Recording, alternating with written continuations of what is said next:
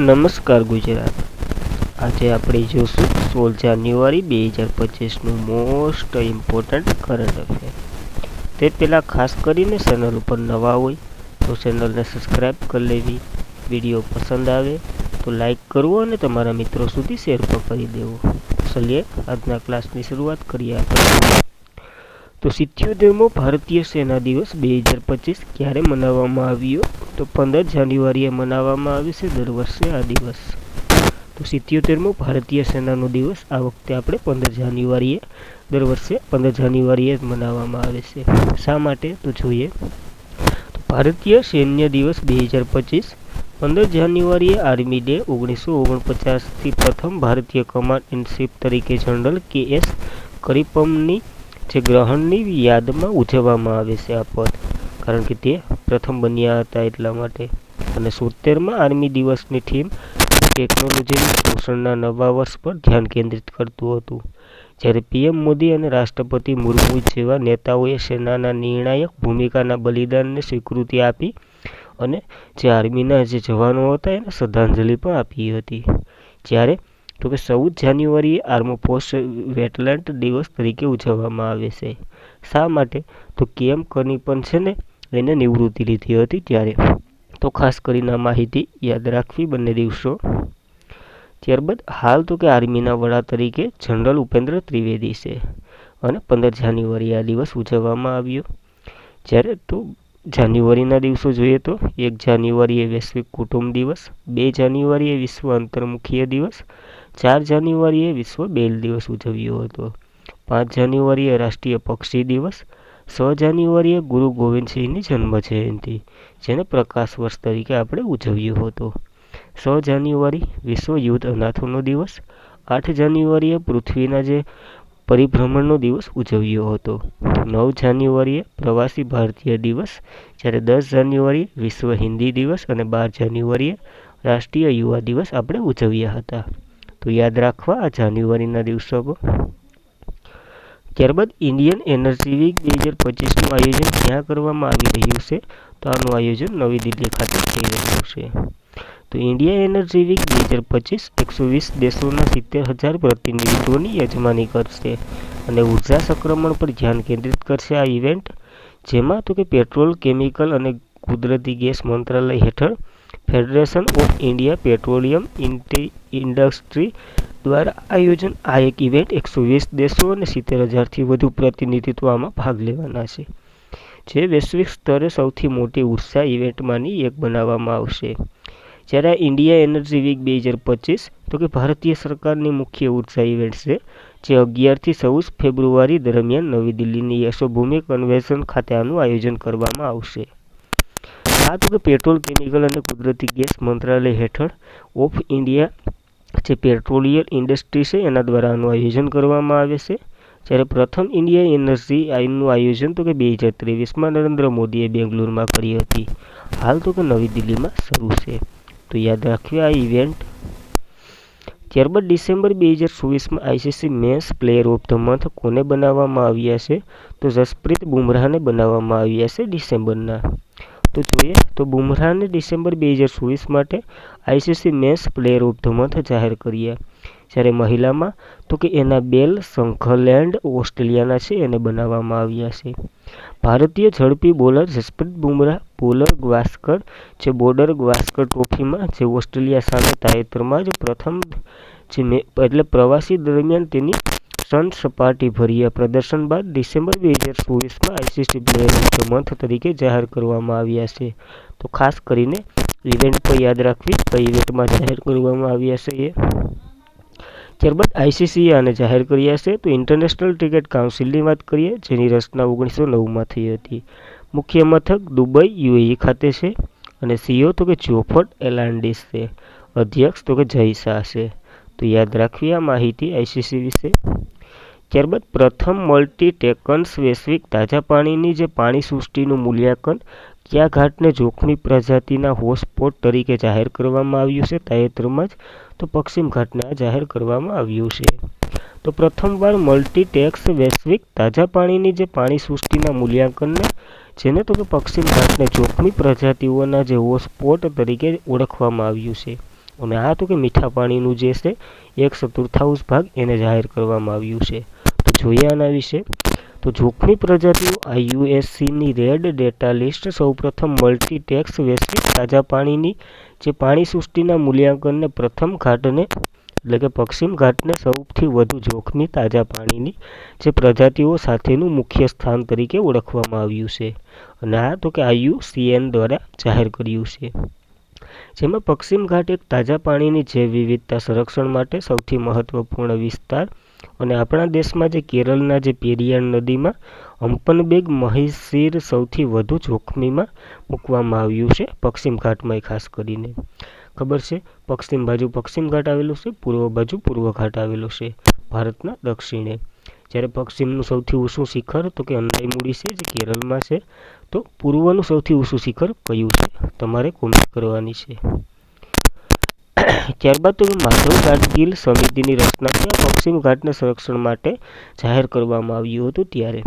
અને તે championship of the year એવોર્ડથી પણ મળ્યો છે હમણાં એને. અને પશ્ચિમ ઘાટને યુનેસ્કોની વર્લ્ડ હેરિટેજ યાદીમાં સમાવેશ કરવામાં આવ્યું હતું 2012માં. તો યાદ રાખવો આ ડેટા. જ્યારે IUCNએ આને જાહેર કર્યું છે. તો એના વિશે વાત કરી લઈએ. International union for conservation of the nature and national resource એનું ફૂલ ફોર્મ થાય છે. તેની રચના 1948માં થઈ હતી. હેડક્વાર્ટર ગ્રંથિ સ્વિટ્ઝરલેન્ડ ખાતે છે. અને હેરિસ મેરસલ એવોર્ડ હમણાં જ બિબલ કુમાર તાલુકદારને મળ્યો હતો જે આસામના છે. તો ખાસ કરીને IUCN એટલી માહિતી યાદ રાખવી. ત્યારબાદ make in India track killer Nag mark 2 સફળતાપૂર્વક પરીક્ષણ ક્યાં કર્યું છે? તો આનું પરીક્ષણ રાજસ્થાનના પોખરણમાં કર્યું છે. આ બનાવી તો કે DRDOએ બનાવી છે. તો ભારતે પોખરણમાં નવી એન્ટી ટેક ગાઇડેડ મિસાઇલ નાગમાર્ગ 2નું સફળતાપૂર્વક પરીક્ષણ કર્યું. અને આ મિસાઇલ તેના અદ્યતન ક્ષમતાઓને પ્રદર્શિત કરશે જે ફિલ્ડ ટ્રાયલ દરમિયાન તમામ લક્ષ્યોને ફડકારશે. સફળ પરીક્ષણ સાથે જ ભારત હવે નાગમાર્ગ 2 જે મિસાઇલ છે એને શસ્ત્ર દળોને સામેલ કરવાની તૈયાર છે. તો ખાસ કરીને DRDOએ આની રચના કરી છે એનું સફળતાપૂર્વક પરીક્ષણ થયું છે. DRDOની વાત કરીએ તો ડિફેન્સ રિસર્ચ ડેવલપમેન્ટ ઓર્ગેનાઇઝેશન તેનું ફૂલ ફોર્મ થાય છે. જેની રચના 1 જાન્યુઆરી 1958માં થઈ હતી. હેડક્વાર્ટર નવી દિલ્હી ખાતે. ચેરમેન તો કે સમીર વી કામત છે. પહેલા ચેરમેન દોલત કોઠારી હતા. સૂત્ર તો કે શક્તિનું જ્ઞાન મૂળમાં છે.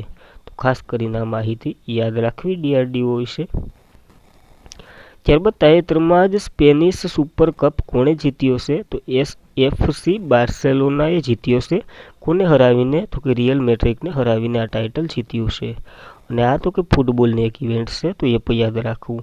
તો સ્પેનિશ સુપર કપ વિજેતાઓની સંપૂર્ણ સૂચિ જેમાં બાર્સેલોનાએ રિયલ મેડ્રિડને હરાવી રેકોર્ડ વિસ્તૃત 15મું ટાઇટલ જીત્યું છે આ એનું. અને બાર્સેલોનાએ જે રવિવાર 2025માં આની આવૃત્તિમાં ફાઇનલ જે કટ્ટર હરીફ રિયલ મેડ્રિડને હરાવી વિક્રમ એટલે કે 15મો જે સ્પેનિશ સુપર કપ ટાઇટલ મેળવ્યું છે.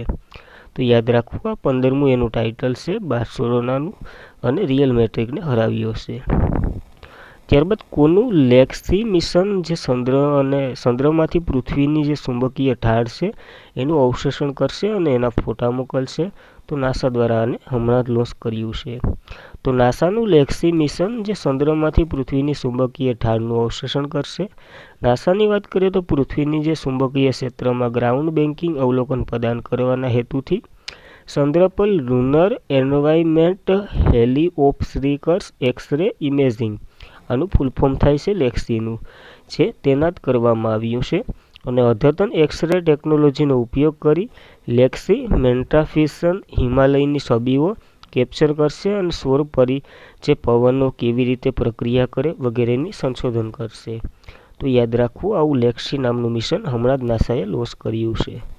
નાસાની વાત કરીએ એ પહેલાં તો કે આ મિશન અવકાશમાં જે હવાની સપાટીને સમજને વધારવાના પ્રયત્નો કરશે જે ઉપગ્રહો ઇલેક્ટ્રોનિક અને પૃથ્વીની આધારે સિસ્ટમને અસર કરશે. તો યાદ રાખવું જ્યારે નાસાએ આને લોન્ચ કર્યું તો નેશનલ એરોનોમિકલ એન્ડ જે સ્પેસ એડમિનલ એનું ફૂલ ફોર્મ થાય છે જેની રચના 1998માં થઈ હતી DRDOની સાથે. મુખ્ય મથક વોશિંગ્ટન DCમાં છે અને મોટો તો કે બધાના સંચાલકોનો લાભ માટે જ્યારે એડમિનલ તો કે બિલ નેશનલ છે એના અધ્યક્ષ. તો ખાસ કરીને એટલી માહિતી નાસા વિશે યાદ રાખવી આપણે. ત્યારબાદ પ્રથમ મહિલા હોકી ઇન્ડિયા લીગની શરૂઆત ક્યાં થઈ રહી છે? તો ઝારખંડ છે એનો રાંચીમાં થઈ રહી છે આ લીગની આયોજન. તો મહિલા હોકી ઇન્ડિયા લીગ શરૂ થઈ. જે મહિલા હોકી ઇન્ડિયા લીગની પ્રથમ આવૃત્તિ રવિવારે રાંચીના જે પ્રતિષ્ઠિત મારંગ ગોમડે જયપાલસિંહ સ્ટેડિયમ ખાતે શરૂ થઈ છે. અને FIS ઓલિમ્પિયાડ ક્વોલિફાયર જે વિમેન્સ એશિયન ચેમ્પિયનશિપ ટ્રોફી જેમાં પ્રતિષ્ઠિત ઇવેન્ટનું આયોજન કરી રહ્યું છે રાંચી ઝારખંડ. આનું આયોજન તો કે હોકી ઇન્ડિયા દ્વારા થાય છે જેની રચના 2009માં થઈ હતી. જ્યારે પુરુષની વાત કરીએ તો પુરુષની તો 2013થી શરૂઆત હતી. મહિલાની આ પ્રથમ આવૃત્તિ છે. જે તો અસેલીની વાત કરીએ તો 2017માં 5મી આવૃત્તિ થઈ હતી. કલિંગા લેસર જીત્યા હતા દબંગ મુંબઈને હરાવીને. તો યાદ રાખવી આ મેચ હોકી ઇન્ડિયા લીગ વિશે પણ. ત્યારબાદ કોના દ્વારા ગોલ્ડન સ્પાઇસીસ માટે પ્રથમ રાષ્ટ્રીય હળદર બોર્ડનું ઉદ્ઘાટન કર્યું છે? તો આપણા ઉદ્યોગ અને વાણિજ્ય મંત્રાલયના મંત્રી પિયુષ ગોયલ છે એના દ્વારા આને થયું છે ઉદ્ઘાટન. તો પિયુષ ગોયલે ગોલ્ડન સ્પાઇસીસ માટે રાષ્ટ્રીય હળદર બોર્ડની ઉદ્ઘાટન કર્યું છે. અને આના પ્રથમ અધ્યક્ષ તરીકે પલ્લેન ગંગા રેડ્ડીને બનાવવામાં આવ્યા છે. તો જોઈએ આના વિશે માહિતી. ભારતમાં હળદર અને હળદરના ઉત્પાદન વિકાસ અને ઉત્પાદનને વેગ આપવા માટે પ્રયાસના ભાગરૂપે ભારત સરકારે રાષ્ટ્રીય હળદર બોર્ડની સ્થાપના કરી. જે ભારતીય વિશ્વમાં હળદરનો સૌથી મોટો ઉત્પાદક અને નિકાસકારક છે. જેમાં ભારતીય જે કેસર અથવા તો ગોલ્ડન સ્પાઇસ તરીકે પણ ઓળખવામાં આવે છે. અને આનું મુખ્ય મથક તો કે નિઝામાબાદ તેલંગાણામાં રાખ્યું છે. પ્રથમ અધ્યક્ષ પિલ્લે ગંગા રેડ્ડી છે. જ્યારે આ તો કે રાષ્ટ્રીય હળદર બોર્ડ તો કે વાણિજ્ય વિભાગ અને કેન્દ્રીય વાણિજ્ય ઉદ્યોગ મંત્રાલય હેઠળ આવે છે. તેથી જ આ બોર્ડને મહારાષ્ટ્ર, તમિલનાડુ, આંધ્રપ્રદેશ, તેલંગાણા, મધ્યપ્રદેશ, મેઘાલય સહિત 20 રાજ્યોમાં જે ફેલાયેલા હળદરના ખેડૂતોનું કલ્યાણ પણ વિશેષ ધ્યાન આપવામાં આવશે. તો હાલ હળદરમાં સૌથી મોટો દેશ અથવા તો સૌથી મોટું રાજ્ય કયું ઉત્પાદનમાં છે? તો મહારાષ્ટ્ર છે. એ માહિતી પણ યાદ રાખવી કારણ કે હળદરની વાત થઈ રહી છે. ત્યારબાદ 14 વર્ષના 346 રન બનાવ્યા. જે ભારતીય સૌથી વધુ અંડર-19 સ્કોરનો રેકોર્ડ બનાવ્યો છે. તો આ કયા રાજ્યથી બિલોંગ કરે છે? મહારાષ્ટ્રના છે અને ક્રિકેટ સાથે સંકળાયેલા છે. તો 14 વર્ષની ઈજા મુંબઈની ઓપન ઈજા જાઘવ અંડર-19 ક્રિકેટમાં તેવડી સદી ફટકારનાર પ્રથમ ભારતીય મહિલા બની છે. જ્યારે તે રવિવારે 12 જાન્યુઆરી 2025 અલુગુરુમાં 19 એટલે કે અંડર-19 મહિલા વન ડે ટ્રોફીમાં મેઘાલય સામે 347 રન બનાવી અને આ સ્કોર એમને કર્યો છે. આ રીતે ODIમાં 19માં સ્મૃતિ મંધાના 224 રનનો રેકોર્ડ છે. તો ખાસ કરીને નવો રેકોર્ડ આ યાદ રાખવો કારણ કે જૂનો જ છે. અને આજના માટે એટલું જ હતું મિત્રો. તબિયત જરાય બહુ તેજ તાવ આવે છે અને ગળામાં બહુ દુખે છે. અવાજ પ્રોપર નથી આવતો તો એ વિડીયો બનાવી નાખો કારણ કે કાયમીનું જે ટેવાઈ ગયું હોય એ પ્રમાણે. તો ખાસ કરીને વિડીયો પસંદ આવ્યો હોય તો લાઈક કરવો, તમારા મિત્રોને શેર કરવો અને ચેનલ પર પહેલી વાર હોય તો સબસ્ક્રાઈબ પણ કરી લેવી. Thank you for watching this video. જય હિન્દ, જય ભારત.